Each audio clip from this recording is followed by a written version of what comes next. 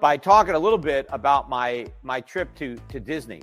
I was in Disney World with my family, and I ran into a lot of people at the Rebel Capital Live conference.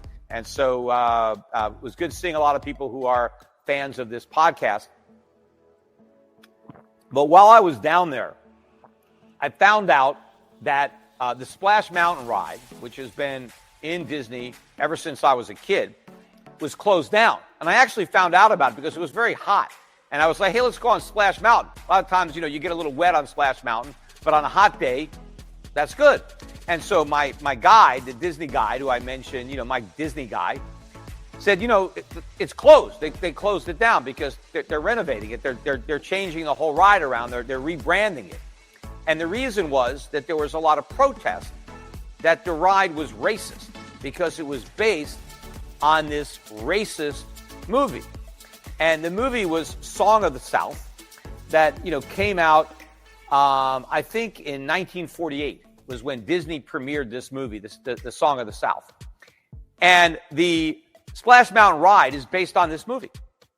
Now, of course, most of the kids that go on the ride today, I mean, they've never seen this movie. They have no idea that it's based on it. I mean, you don't even see the character who everybody was objecting to. The main character in the movie is not depicted in the ride, right? You just see one of the tails of Brer Rabbit, Brer Fox. I mean, they're chasing around. And at the end of the ride, they play a song. They're playing Zippity Doo-Dah at the end of the ride, which is an Oscar-winning song from that 1948 movie. It's one of the best Disney songs out there, sung by a black entertainer. Right, the guy's name is James Baskett, who is the actor that played Uncle Remus in Song of the South. They win an Academy Award for that song. But apparently today, a lot of people think, it's a racist movie because of the way he was depicted. He was living, on a former plantation where I think at one point he was a slave, but now he's a free man. But it showed him in a stereotypical way. And so there are people that say, it's a racist movie. I saw that movie as a kid.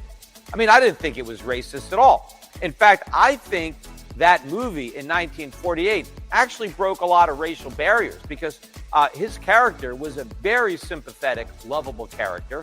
There was nothing bad about Uncle Remus. In fact, he basically took on the role of father to these two white kids whose father was too busy working to pay attention to them. And he entertained them with these stories of, black folklore. So this movie helps to bring black folklore to the mainstream, and he's telling these stories, right, African-American folklore, to a white audience, I mean, a general audience. But the fact that you have this black guy, very sympathetic, nice guy, who is loved by these two white kids, maybe more than they love their own father, I think this was, an important step in race relations, showing that blacks and whites can get along. Back in an era where there actually was discrimination. This guy, James Baskett, actually suffered real discrimination.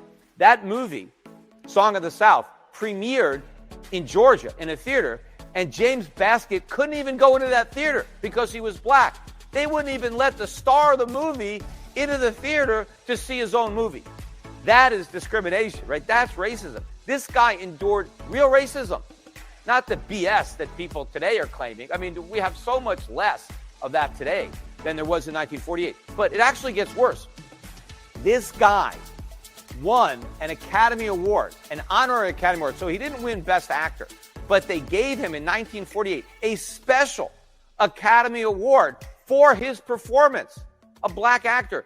He was the first male black actor to win an Academy Award, right? The first African-American to win an Academy Award was, I forget her name, in Gone with the Wind, right? Mammy, she won Best Supporting Actress. That was but the first man to win an Academy Award was this guy, James Baskett, the guy they want to cancel from history, right? They want to forget about this guy because they think this one character was stereotypically black. And meanwhile, not only was he the first black man to win an Academy Award, but he's the only person. I mean, since him, there hasn't been another honorary Academy Award given to any other adult. I think there was a kid that got one or something, but he's the last adult. 1948.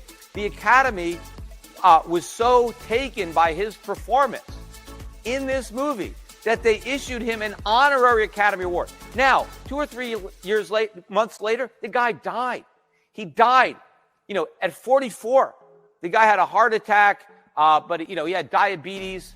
So he died at a young age. But this is his legacy. This film is this guy's legacy, right? And I think he was an African-American hero. He's the kind of person that we should celebrate. He endured racism. He persevered. He had a brilliant performance. He sang an incredible Disney song, probably one of the greatest songs. And Disney's come up with a lot of good songs. But Zippity Doo Dah is one of the best. I mean, again, it won an Academy Award. Yet, instead of honoring this guy and commemorating this guy, they had to destroy his Disney ride. Oh no, we can't have that ride. We have to pretend you didn't exist. I mean, this guy would be rolling over in his grave. This is not the way to honor this African American. In fact, there were some people back in the day that, said, hey, you shouldn't have taken this role. It's kind of demeaning. And he defended the role. He defended the performance. So if this guy, the guy that played Uncle Remus, who actually lived in an era of discrimination, was proud of this character, was proud of this performance, who are we, or whoever they are, because not me, in 2023 to somehow say, no, this is horrible, this is racist, and we need to get rid of this ride, this entire ride, just because it is some way linked to this movie, which, by the way, you can't even see. Disney is too afraid to put this movie on their network, where, based on this. And I think this is a much better movie. Like, they just, remade Peter Pan, and, they made Tinkerbell black, and they made they made the Lost Boys girls. They can't even have the Lost Boys anymore. I guess that's sexist. So they had to put a bunch of girls in there. And of course, I think there was some other, I don't know, him, hers, he, his, whatever, the LBGQ. They somehow, you can't even have Lost Boys anymore. I mean, why not? I mean, what's the big deal? It's not sexist, so there are some Lost Boys. But, everything is being whitewashed or whatever to be politically correct. And because this group of people has somehow determined that Uncle Remus is racist, then we have to forget about this entire film and this Oscar-winning performance of a courageous African-American actor.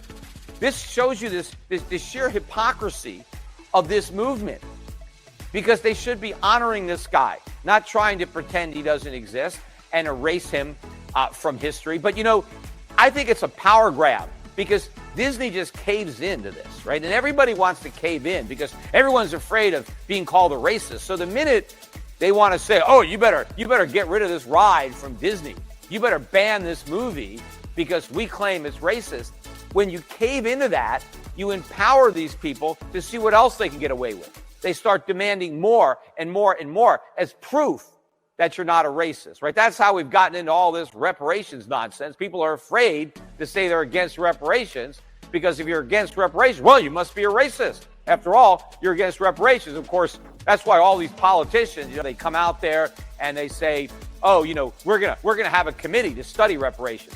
They're too afraid to say it's a ridiculous idea and we can't afford it. But then, they end up looking ridiculous when the committees that they appoint come up with this reparations number. Hey, everybody should get $5 million. And they're like, oh, we don't have the money. Sorry, we can't do it. Right? Well, what was the point of having a committee? You knew that's what was going to happen. These are just a bunch of cowards.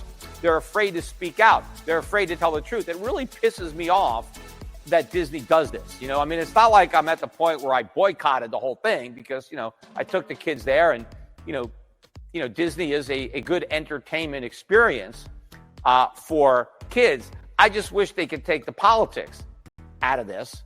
And I wish that instead of, trashing their heroes, right, they can honor their heroes. I mean, look at the type of people that they've now made into a hero. See, George Floyd, he's a hero, right?